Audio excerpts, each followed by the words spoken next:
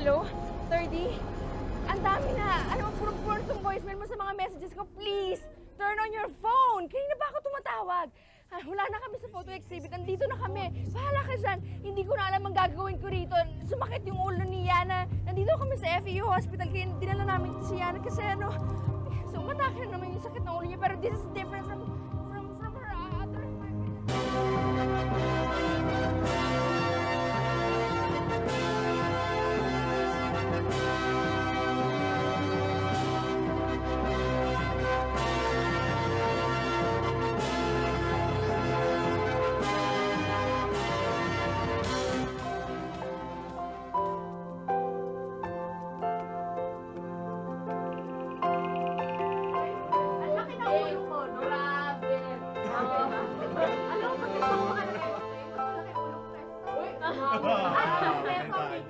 Ikaw ang ipin mo, wala ka na din sa molar. Ganon? Teka. Asa na naman ba si Kagawad 30? Wala na siya kahapon. Wala pa siya kanina. Ano ka ba? Para ka namang di nasanay eh. Alam mo naman yung maraming inaasikaso. I think ngayon meron siyang nauuhang binyagan. Ewan ko na lang kung matalo pa yun sa susunod na eleksyon. Eh kung nag-artista ba naman kagad yun, eh di sarap ng buhay niya ngayon. Dapat ako muna ang nag-artista Oo, para oo. kakanta niya. Sabay kayo. At saka hindi lang yun ah. Alam mo, may possibility rin na na maging vice mayor's wife ka. O kaya maybe in the future, Chicken dahil ah. maging first lady ka ng mayor. Meron pa dito eh. Or else, pwede ka na maging congressional spouse. Oh, Ang bigat! taas. Oh, Grabe. ayan na pala eh. Uy, ang nga. Kagawad, kamusta na? Ulit na naman ako. Papagirl ako. Okay, Ayos lang, ayos lang. Kumain na ba? Anak, oh, sige, sige. Fine. Okay, sorry I'm late. I have flowers and foods for you. Okay. How Hindi ako sweet. cheap. Nandyan. Hindi Sige ako na. easy. Sorry. Sorry for being late yesterday tsaka ngayon. Ha? Sige na, nag-ibig lang naman ako eh. Chicken pa. Alam mo, 30, palagi ko dapat binyagatan. Hoy, ang ingay mo. Sorry. Sorry. Nagmang-monologue ako dito, ha? Alam mo, palagi ko dapat magpabinyag tayo ulit. Tapos, dapat ikaw si Yana, ako si 30. 30 as in third priority. Tipong, una, politics. Pangalawa, sports. Tapos ako. Alam mo kung malas-malasin pa ako, ang pangalan ko na 40 dahil sa third, meron ka pang internet. Wow. Third ako. Para patunayan ko sa'yo na hindi totoo yung mga sinasabi mo, babantayan kita buong gabi hanggang makatulog ka. Hindi ako May maganda bang nurse dyan? Hindi hindi ako pipikit. Okay. Tapos pagmamasdan kita habang nananaginip ka. Okay? Wow. At sa umaga, pagdilat mo, Bulag na ako.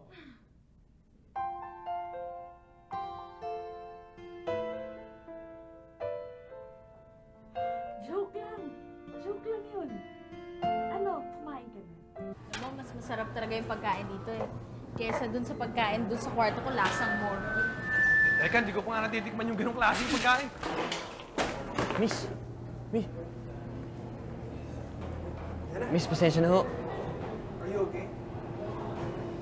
Nagdidilat lang yung paningin ko eh. Sige, tumawa ka lang sa akin. Pasensya na.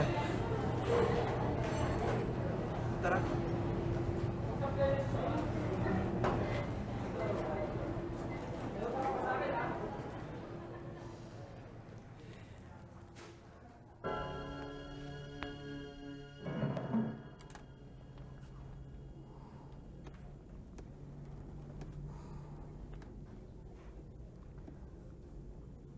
Are you sure you want all of them to hear this?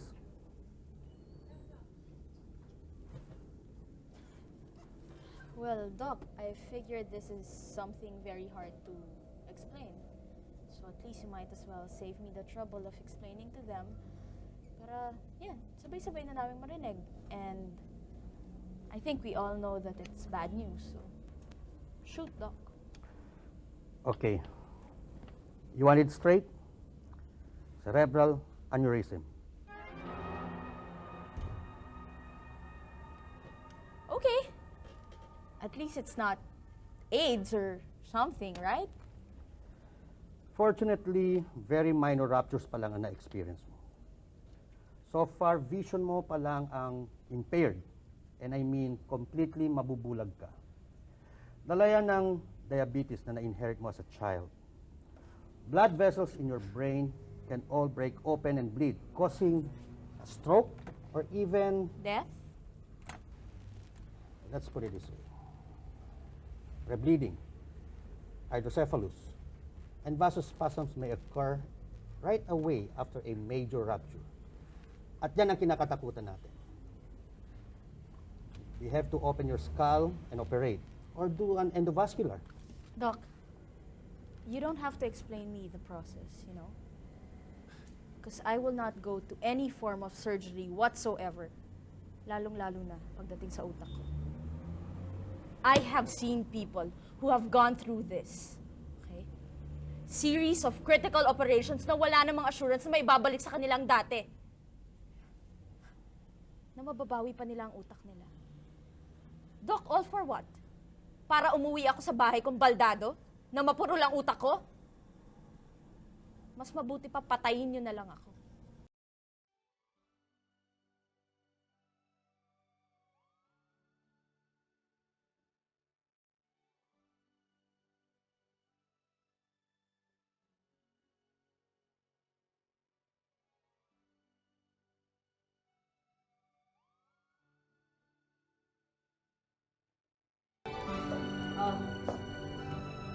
Sinabi ko na walang kukontra at moment. Okay? Of course, those are my prize-winning photos. You all know that. I want you to have them. Sabi ko nga kay 30, lalo pag tataas ang presyo niyan in the event na mamamatay ako. Someone who people predicted na will be the next major talented photographer. Until too bad. Well, this photo over here is for my dad. Sayang kung buhay lang si Mami, di ba? And besides, si Daddy man talagang major benefactor ko sa hobby ko with her. Of course, his camera goes to 30. Total, siya naman yung tagabuhat niyan dati, di ba? After all, he was my personal servant before he became a public servant, di ba? Kaya ako nagpa-party dahil eto na ang huli natin pagkikita. With exception of 30, of course. In fact, I'm demanding everybody na wala nang bibisita, wala nang tatawag, wala na rin mag-text from now on. Well, the next time will be an invitation to my cremation. Yana, you can't do this to us. Tsaka isa pa, friends mo kami. Hindi kami disposable friends na pwede mong itapon, na pwede mong i-deprive lahat ng karapatan namin. Dinadamayan ka namin kasi choice namin yun. Sino naman matinong kaibigan na papayag sa ganyan na setup? May tutulong ba pride sa sitwasyon mo? Umawa man kami, ano? Ang mahalaga, Ang magkasama mahalaga, tayo. maintindihan niyo ako. Maintindihan ko yung sitwasyon ko sa pamamaraan na alam ko. Sa panahon na tansya ko. Sa dahilan na ako lang ang nakakaintindi.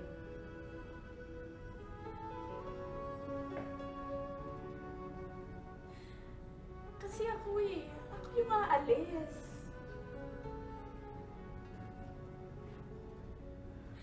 Na kahit papano, kahit konti lang, sa pagkakilala ko sa sarili ko, matatawag ko pang akin.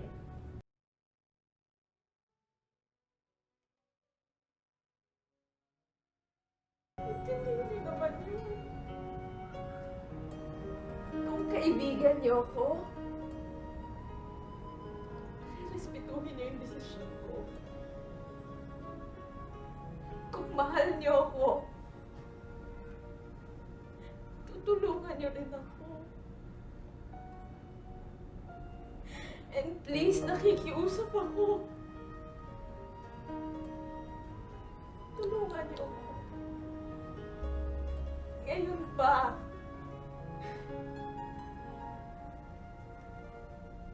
Bakit ngayon?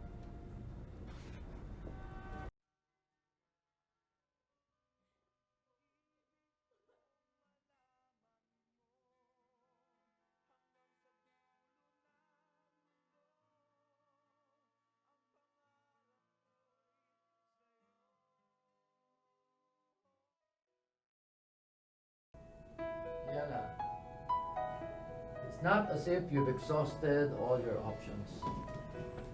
Alam mo, kagagaling lang namin ng Gigiat sa Boston and marami kami napagtanungan doon tungkol sa aneurysm. Dad, nakapag-decide na ako eh. Kaya lang naman ako nagpa-confine ulit for bed rest and drug therapy. Eh kung magbagot ako dito, aalis ako. Walang makakapigil sa akin kahit si 30 o kahit na ikaw pa, Dad. At saan ka naman pupunta? Hindi ko pa alam. Hindi na naman ako nasanay na may permanenteng inuuwian eh. NPA nga ako eh. No permanent address. Not by choice, but by faith.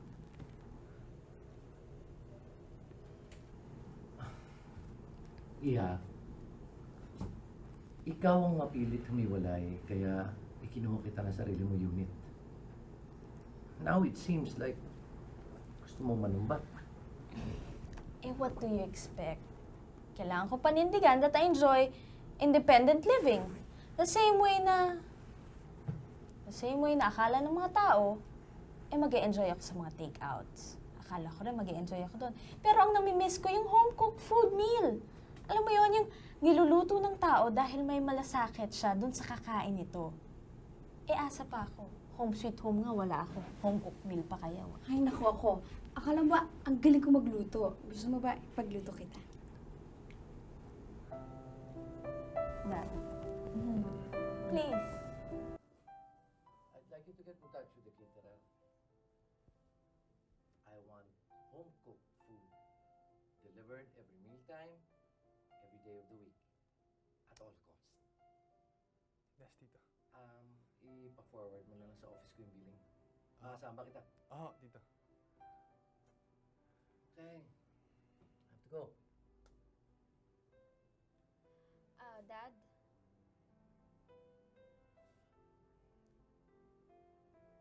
Sino sa inyo ni Mami ang diabetic? Hindi ako. Hindi rin kasi si Mami. I checked her files. Kung ganon, kanino ka kaya naman itong sakit na to? Aling Helen? Ay, ako po yung nanggaling po dito kahapon, kaya lang nasa palengke yata ho kayo, kaya nagbili na lang po ako. Ah! Ikaw yung nagpapadeliver ng pagkain sa taas. Yung sa room 405 yata yun? Ako ho yun, ako ho yun. Ready na yung meal plan. Nagawa ko na sige, sandali. maraming Okay, salamat. upload nga ng meal plan. Nandiyan yata sa drawer. Eto na siya. Sige ho, pwede na ho to. Pasensya na, medyo nagmamadali ako. Pwede bang every end of the week na lang yung bayad para hindi magulo? Naku, walang problema yon. Nasa akin naman yung calling card mo eh. Basta meron pa kayong request na iba pa, itawag nyo lang dito. Sige ho. Maraming salamat ho. Sige. Oli? Oli? Halika, anak. Ano po yan, eh?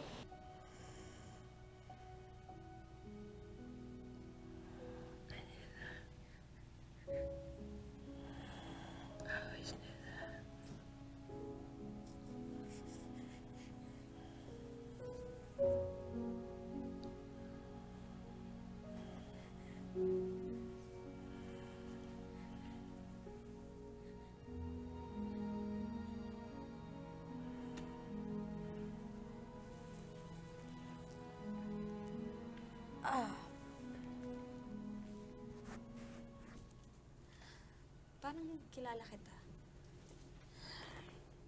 Anak ako nung kusinero sa kantin. Deliver sa'yo yung tanghalian mo kanina.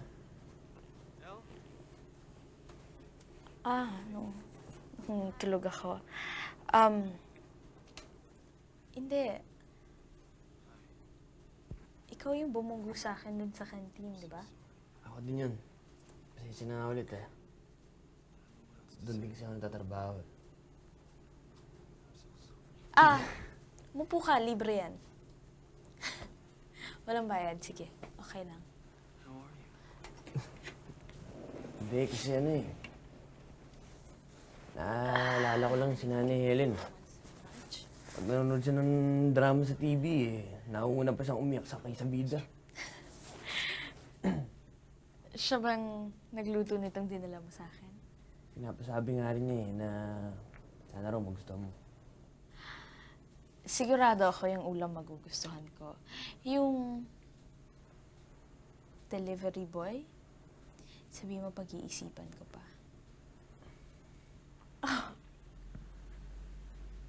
Bakit parang nakagat ka ng vampira? Hindi kasi, parang nakita na kita eh. Oo, nakita na kita dati eh. Sa picture nung Nanay Helen ko na lagi niyang tinitignan-tignan na nakatago sa tukador niya. Kawig na kawig mo eh. Tinanong mo ba sa kanya kung sino yung bata doon sa litrato? Sabi niya, yaya daw siya ng batang yun dati sa pinapasukan niya sa mga... Teka, ano nga pala ang apelido mo? San Victores. Yana San Victores.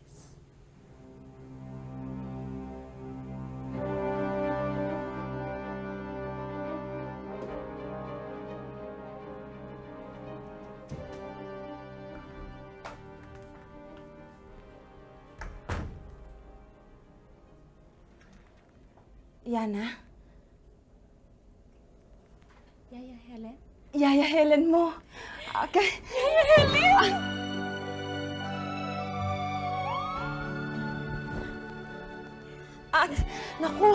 Naku, Yana, alam mo, hindi ako makapaniwala. Sinabi sa akin ni Oli, pero hindi ako makapaniwala. Dalagan-dalaga ka na. Dito ka ba nagtatrabaho? Ano? Naku naman, ang liit-liit ng mundo. Akala ko ba nasa Pampanga ka? Upo ka. Hindi, ano bang ginagawa mo rito? Mahabang kwento yun sa akin eh. Kamusta ka na? Bakit ka ba nandito? Naku, Yaya, mas mahabang kwento yon. Pero medyo magtatagal ako dito so mas madalas tayong magkikita. May makakausap na rin ako sa wakas. Ang mami mo at saka daddy mo.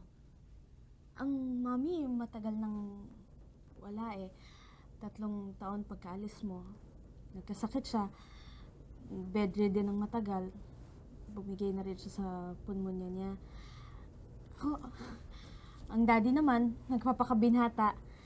Teka, may asawa ka na ba, Yaya? Anak mo ba si Oli? Naku, wala pa akong asawa si Oli. Anak-anakan ko yun. Anak siya ng kapitbahay ko na nagpunta sa Japan, tapos hindi na bumalik.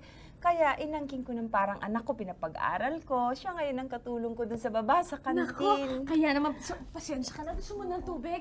Hindi Kaya na. naman pala, lasang Pampanga yung yung kantin. Diyos ko, alam mo, mas masarap pa yun kesa dito sa sinaserve dyan sa pasensya ka na, plastic glass lang yan eh. Dun sa sinaserve dito sa kwarto, ang pangit talaga. Bakit nga pala hindi ikaw na lang ang nagluluto dito? Ay, kasi yung sa kantin, anak, alam mo, natataranta ako sa'yo eh. Bidding yon. Ang ospital kasi, may politika rin, parang gobyerno. Pero hindi bale, kontento naman ako sa buhay ko eh. Lalo na ngayon kasi, ipinagluluto ko na yung alaga ko. Sige, kumain ka na. Naku, dahil ako masarap na. yan. Ayan, parang may kasabay na akong kumain. Ang sarap! Ang bango! Yaya, sabayan mo ko, ha? Ha? Naku, busog ako, kakakain ko lang, anak. Mag-dessert ka na lang. Alam ko na. Masarap to. Chocolate cake. Ayan, sandali. Kukuha kita. Ay, naku! Sigurado ako.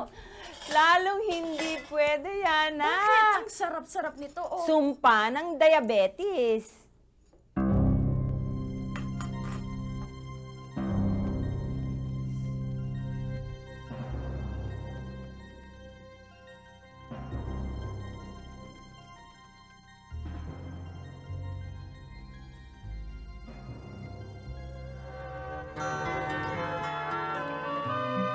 Ibig kong malaman mo hanggang sa dulo ng mundo. Ang pangarap ko'y Ang ganda lang ng pagkakataon, di mo pa sinabi. Naduwag ako. Natakot ako kay David. Nataranta ako. Ewan ko, anak, hindi ko maipaliwanag.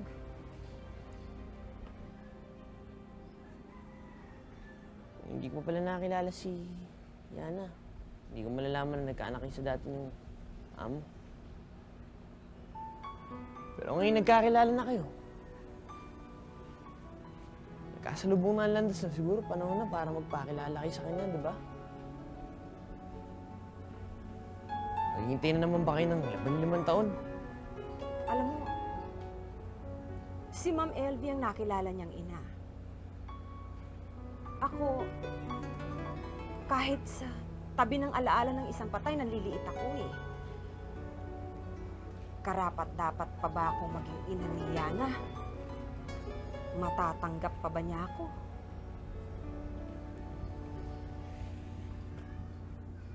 Nay, kung ako ang hindi tunay na anak eh, ipinagmamalaki kayo. Sa pa kaya?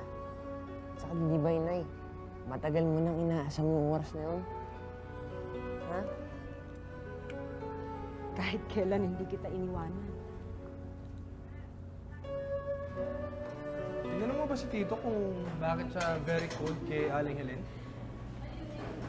Alam mo namang hindi ko nakakausap ng matino yung daddy ko eh. But you know, that's why you get the feeling that they have a past of some sort. I remember a time na nag-aaway yung mommy at daddy ko. Nabanggit nila yung pangalan ni Yaya Helen. Ah.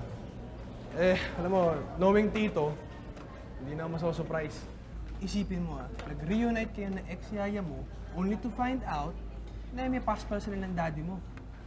Aba, ang kulang na lang dito, malaman mo na nanay mo si Aling Helen. Aba, parang na tayo isang top-rating Mexican telenovela. Di ba?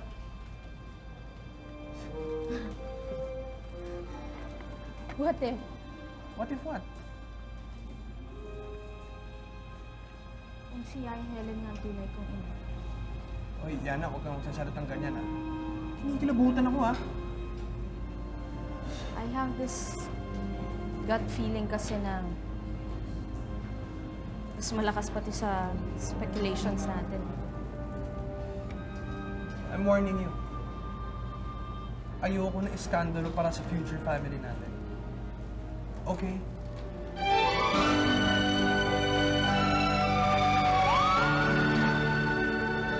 May sakit na siya.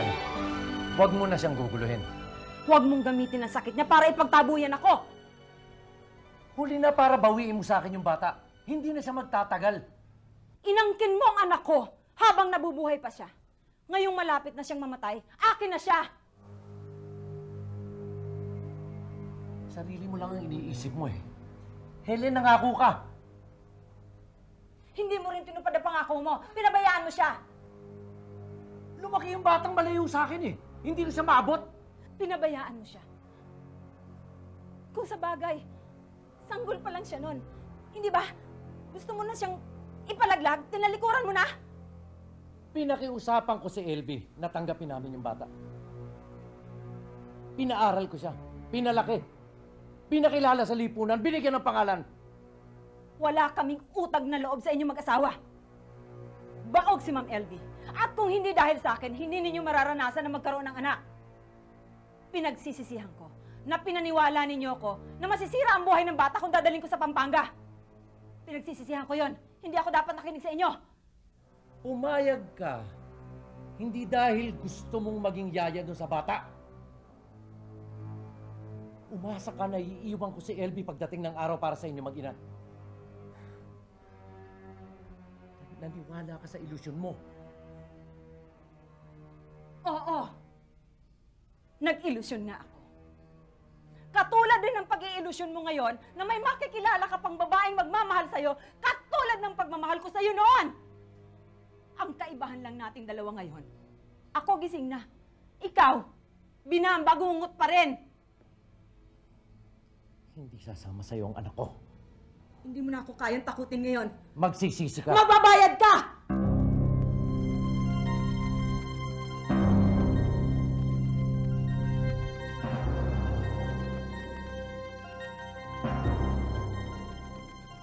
Oli, saan ang kanan dito? Ayan. Ako na. Hindi, ano?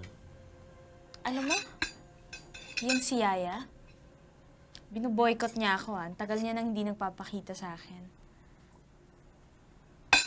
Bakit ganon?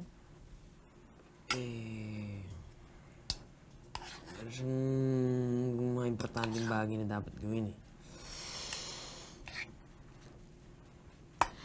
Alam mo, kahit bulag ako, nararamdaman ko nagsisinungaling ka eh. Sana galingan mo pa ng konti, mas may emotion ba? Dito ka. Dito ka sa tabi ko. Please, sabayan mo akong kumain. Hindi ba nakakaya sa'yo? Ako na magsubo sa'yo. Hindi, okay lang. Ako na. Ollie, kung sunduin kaya natin si Yaya Helen, tapos mamalengke tayo. Tapos doon ko sa unit ko, doon na lang tayo kumain. Doon na lang magluto si Yaya Helen, di ba? Ollie. Ollie, Huwag mo sabihin sa akin hindi ka pa nagkaka-girlfriend. Eh, ikaw yung feeling gwapo eh. Imposible sa yabang mong yan. Nakakatatlo na nga ako eh, pero... Yaya, ngayon, iwas tatlo? muna ako. Saka hinahanap kong babaeng pwede na sa sagot gulaman. Alam mo yun? Ay, nako. Yaya, kanina nagmana ang kakuriputan nito, ha? Nay. Parang ibang klase eh. Pero total, marami na namang nagda-diet ng mga babae ngayon. Sa tingin ko, makakatsempo ka. Maniwala ka dyan. Nako. Alam mo ba? Napaka-romantiko niyan. Ibang klase ang pagka-na-in-love. Isang araw, nahuli ko yan. Yung t-shirt niyang puti, pininturahan niya ng pula. Bakit? May nakasulat, pininturahan niya ng, mahal mo rin ba ako? At hindi lang yun. Alam mo yan, ha? Naku, huwag kang maniwala dyan. Suot niya yon pagpunta niya doon sa bahay ng kanyang nililigawan. At pagbukas ng pinto ng kanyang nililigawan, siya rin naman nagkwento nito, no? Kilig na kilig mo, antik himatayin. Oh my God! Hindi lang yun. Ano ba yun? Suot niya yun, pagsakay niya sa jeep at sa kalye. Naman, Hindi ba? naikwento mo na yata yan sa lahat ng Ano tao. ba naman yun, yung grabe ka sausawan? naman pala. At saka sorry ka ha. Pasensya ka na, naniniwala ako kay Yaya eh. Kasi ikaw yung tipo ng lalaking magpapakabadoy-bay ha, di ba? Para lang masagot ng babae. Oo nga, at saka ikaw naman, Oli, para yun lang eh. O, kwentuhan mo pa ako. Iba si Kwentuhan Yana. mo pa ako. Kukwentuhan talaga kita. Ah, sige. Eh, para na kayo magkapat...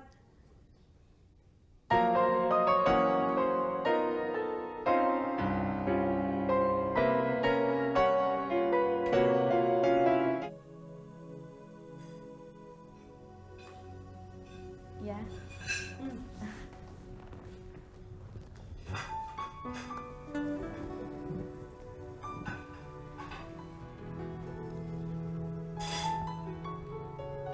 Kung saan-saan bansa na pala kayo nakarating, ano?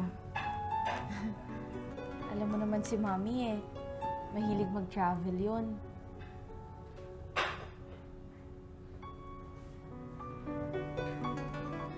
Naging malapit ba kayo ni Ma'am LV? Yaya, para namang di mo kilala si Mami. May sarili yung mundo, di ba? Interesado lang naman akong malaman kasi gusto ko malaman ko rin kung ano na nangyari sa buhay mo nung mawala ako. Naging masaya ka rin ba nung wala na ako? Alam mo namang ikaw lang talaga nag-aalaga sa akin eh. Ilang linggo rin akong hindi nakakain noon. O nakatulog dahil sa gabi sanay na ako sa hinihele mo ako. Tapos kinakamot yung palad ko. Di ba, Yaya, kung ano-ano na ang gimmick yung ginagawa mo para lang makatulog ako? Tapos biglang tumahimik. Tapos nawala ka na. Kaya ito, hanggang ngayon, hirap pa rin ako makatulog.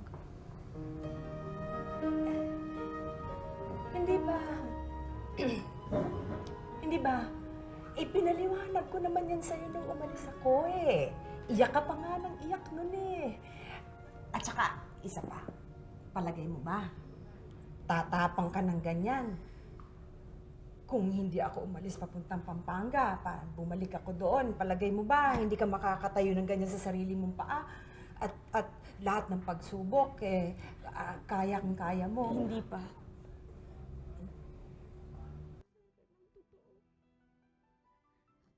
Walang may pakialam kung wala man ako sa mundong ito. Hindi na sayang ang...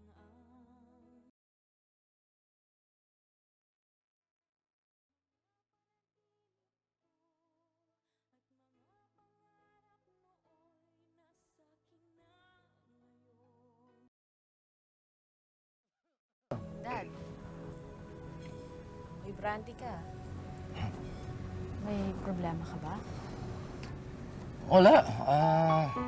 Tumawag lang si 30. Papaalam daw. Naisipan ko, kumustahin na rin kita. Okay naman ako. Ang kasama ko dito sa umaga si Yaya Helen. Sa gabi naman si Oli ang pumapalit. Mas masaya ako dito kaysa sa ospital eh. Dito kasi kompleto kami.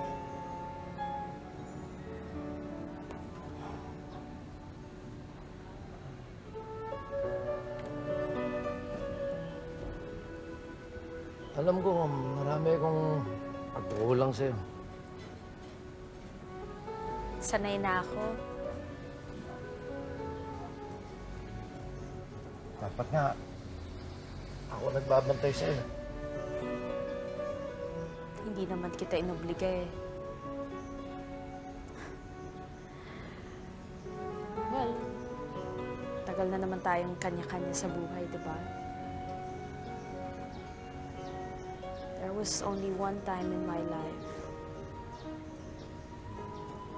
Yung high school retreat ko. I demanded na pumunta ka sa closing ceremonies namin. Kasi lahat ng parents nandun eh. Wala na nun si Mommy. Alam ko, hindi mo ako mapatawad dahil doon. Alam mo, Dad, naka-blindfold kaming lahat nun eh. Tapos, tinanggal namin.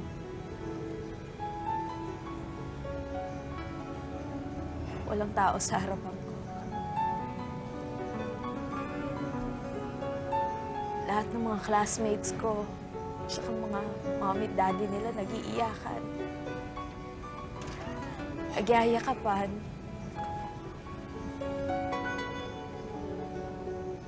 Pero ako, wala akong magulang sa panahon yun.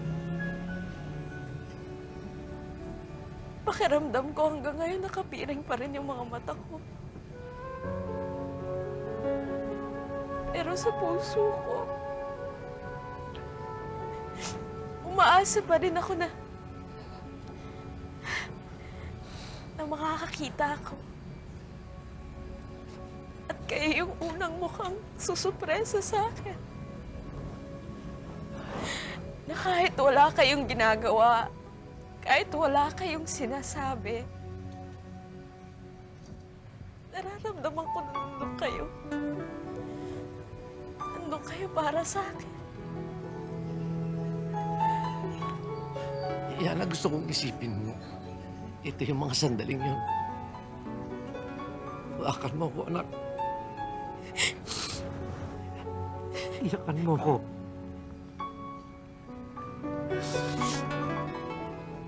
Yakapin mo ko dahil sa wakas, maputin ako, anak.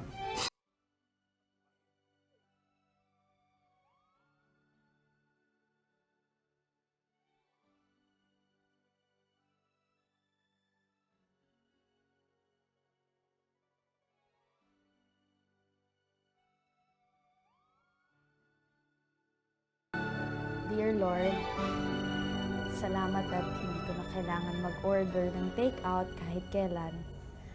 Dahil sa ngayong hapon to, ikaw na mismo ang nagdala ng tahanan sa buhay ko. Ito ang tinatawag kong home delivery. Matagal ko nang pinapangarap, matagal ko nang hinihingi. Mura na, masarap pa. At higit sa lahat,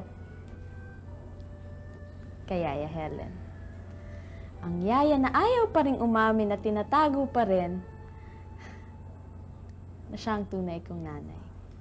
Kahit matagal ko na siyang bistado.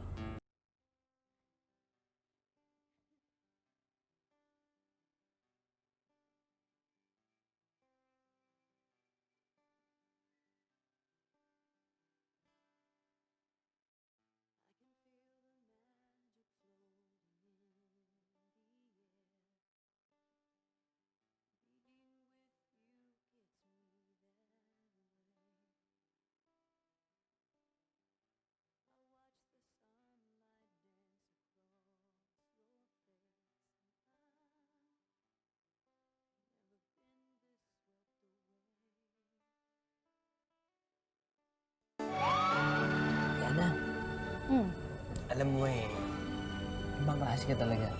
Ngayon lang ako nakakilala ng katulad mo. Oli, ikaw ba nanliligaw ka? Napag-iisip-isip ka, no? Kasi konti na lang ang oras natin. Kumbaga sa ulam, malapit lang mapanis. Pwede ka naman ipaksiw eh. Ayoko nga nun. Ang asim nun eh. Saka ang palagay mo sa akin, baboy. Alam ko mataba ako, pero hindi ako baboy. Saka hindi kita type. Alam mo, Yana, wish ko lang, kung magsisinungaling ka, sana mas galingan mo ng konti lang. Alam mo, ikaw, ang lakas ng bilib mo sa sarili mo. Ay, pwede ka na ba sa fishball sagot gulaman? Pwede mo bang dagdagan ng turon at kamote? Kaso, extra order yun.